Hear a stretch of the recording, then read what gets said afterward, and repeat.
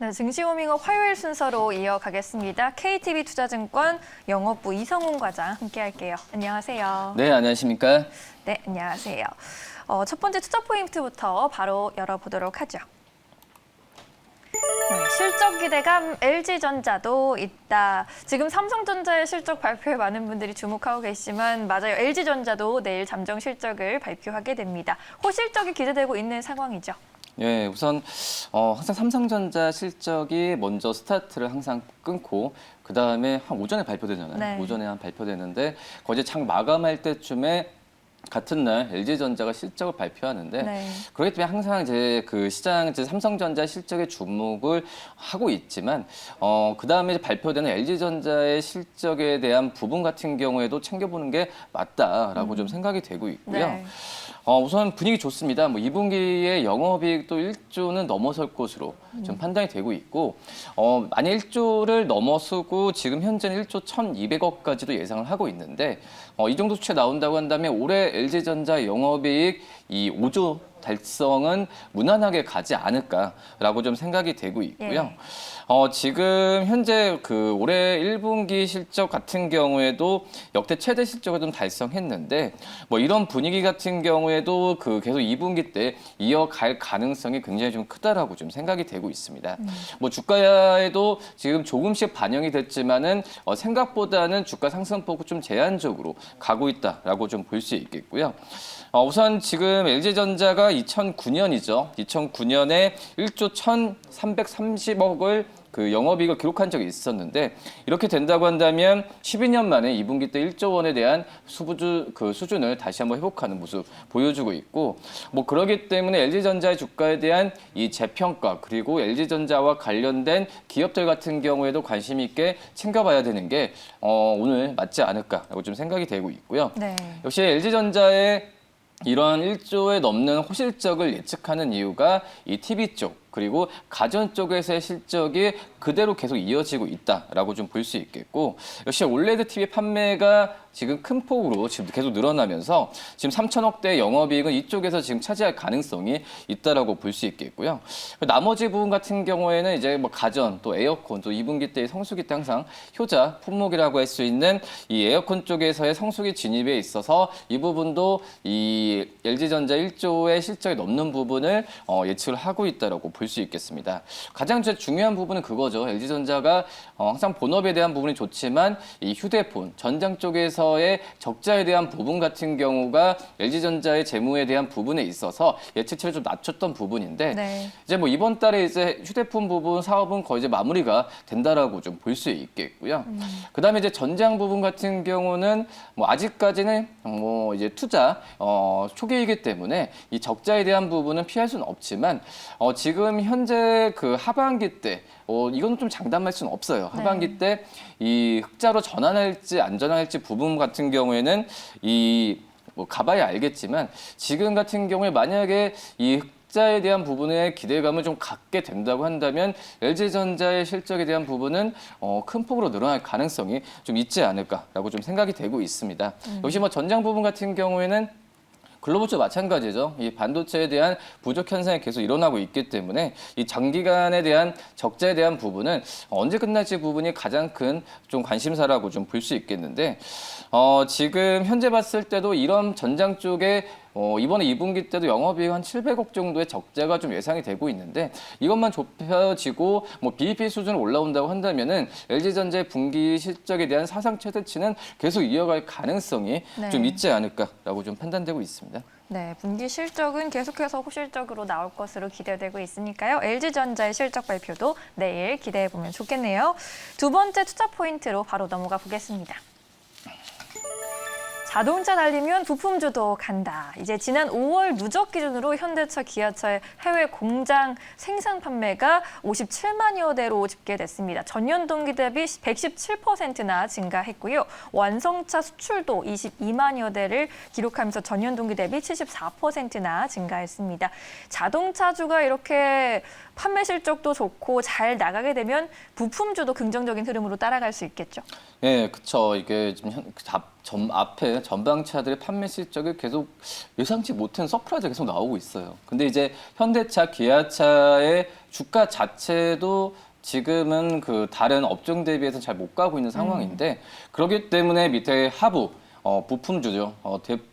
대표 그 가장 큰 어떤 현대그룹의 이 자동차 부품 업체들 같은 경우에도 주가가 지금 그 지지부진한 모습 보여주고 있는데 네.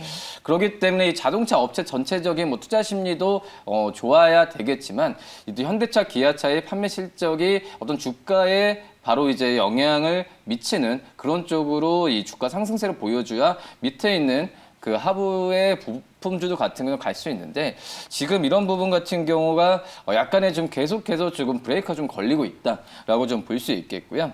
지금 현재 봤을 때도 이 현대차와 기아차의 자동차 부품은 현대차 그룹사들의 이 대부분이 이제 물류를 담당하고 있다라고 좀 볼 수 있겠는데 이 관련 기업들 같은 경우에는 지금 주가가 지금 그 좀처럼 회복을 좀 못하고 있는 상황으로 가고 있다고 볼 수 있겠는데요. 네.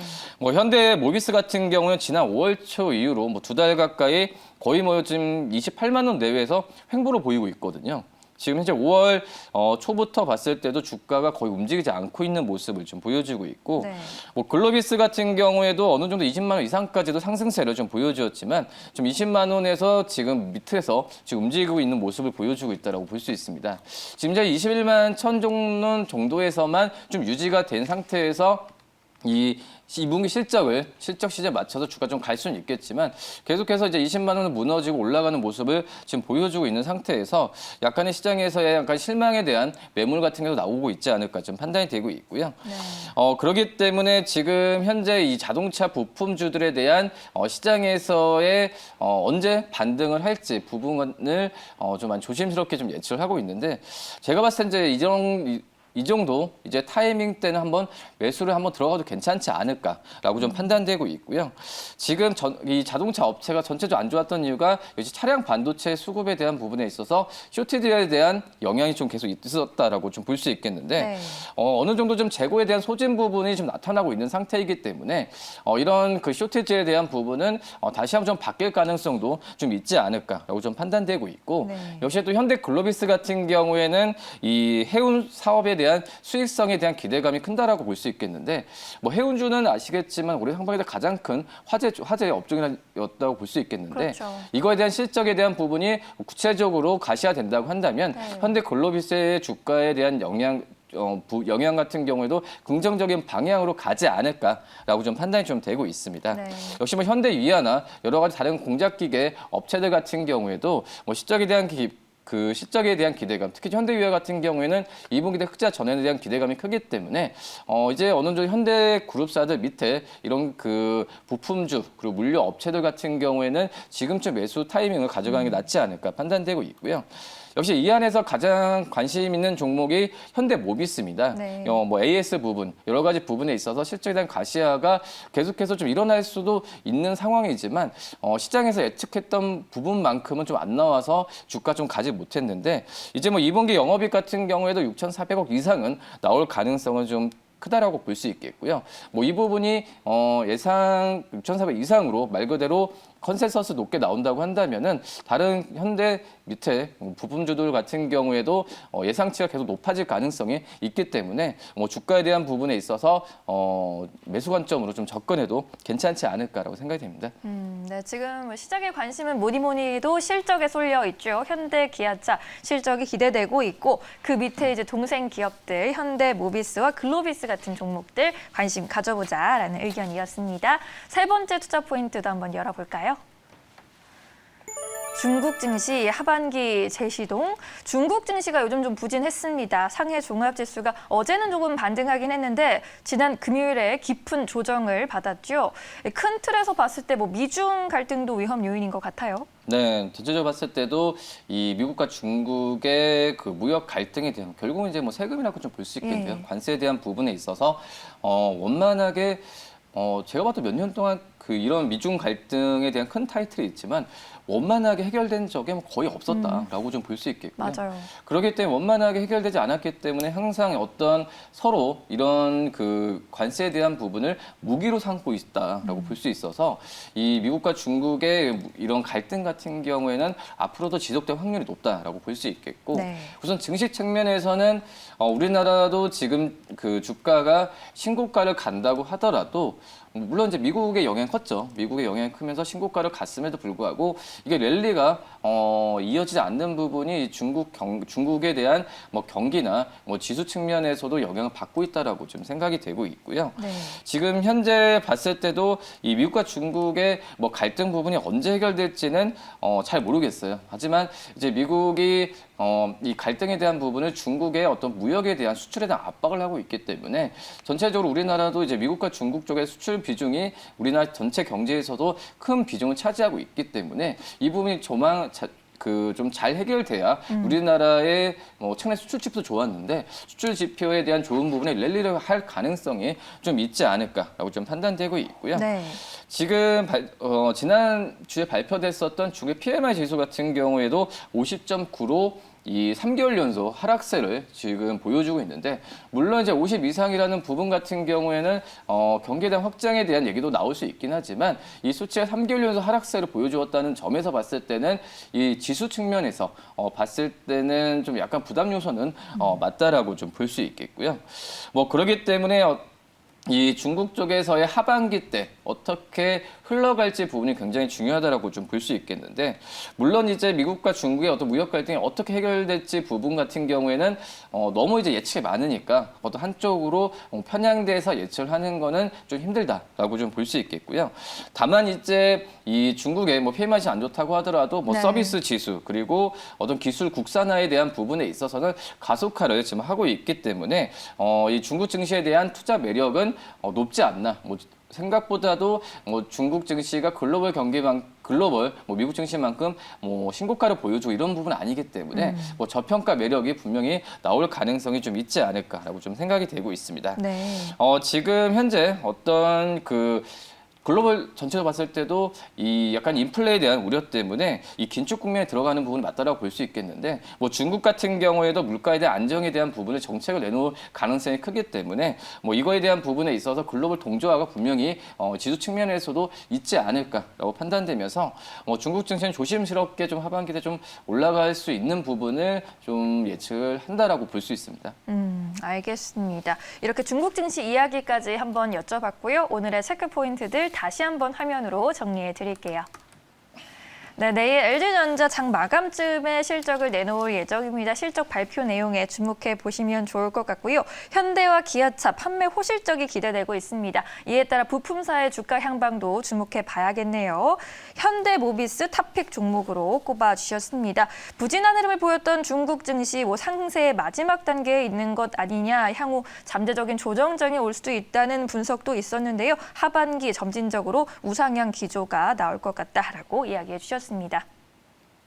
네, 그러면 이렇게 해서 오늘의 투자 포인트 정리해봤고요. 화요일장 이제 준비해봐야 하는데 종목으로 한번 접근해 볼까요? 어떤 종목 가지고 오셨을까요? 예, 그 아이센스라는 기업을 좀 말씀을 드릴 텐데요. 네. 자가의 혈당 측정 그리고 뭐 PCI 장비를 만드는 업체인데 쉽게 얘기하면 혈당 측정기죠. 만드는 기업이라고 좀 볼 수 있겠고요. 네. 지금 이 당뇨에 대한 부분에 있어서 이제는 그 어떤 병이 아니라 이제는 그 만성 어떤 좀 성인병이라고 생각이 되고 있어요. 그러면서 이 혈당 측정기에 대한 어떤 수요는 계속 늘어나는 모습을 보여주고 있는데 네. 우리나라에서도 이 아이센스가 어떤 대표적인 그런 기업이라고 좀 볼 수 있겠고요.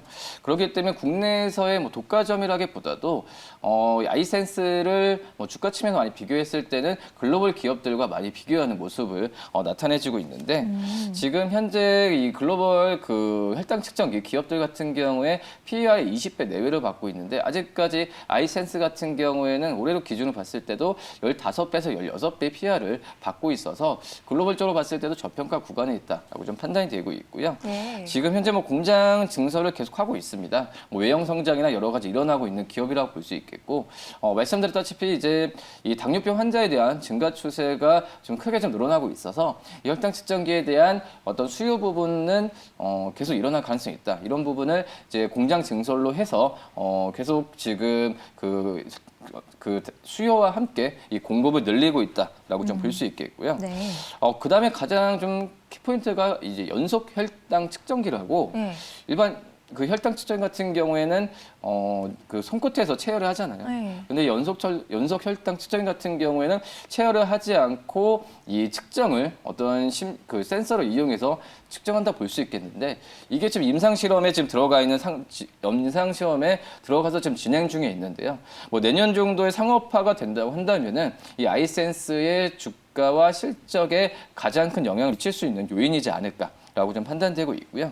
지금 뭐 매출 비중 본다고 하더라도 우리나라 쪽에서의 국내점 22%밖에 안 되거든요. 네. 뭐 미국 그리고 유럽 쪽에서의 비중이 높다라고 볼 수 있겠는데 그렇기 때문에 우리나라보다도 해외 쪽에서의 이 매출에 대한 부분에 있어서 더욱더 이제 사활을 걸고 있다라고 좀 볼 수 있겠습니다.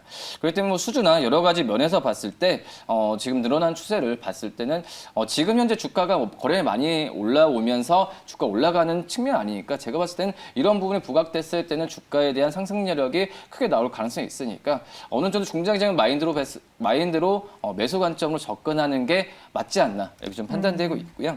네. 어제 그 3만 원, 정확하게 3만 원에 좀 끝났는데 1차적인 목표가 3만 5천 원 말씀드리고 손절가는 2만 7천 원 말씀드리도록 하겠습니다. 알겠습니다. 우리나라 대표적인 자가 혈당 측정 전문 기업입니다. 글로벌 주요 기업들과 비교했을 때 저평가 구간에 있다라는 의견이고요. 매수가 3만 원, 목표가 3만 5천 원으로 책정해 주셨네요. 손절가 2만 7천 원도 꼭 가져가 보시길 바라겠습니다. 오늘 말씀은 여기까지 들을게요. 고맙습니다. 네, 감사합니다.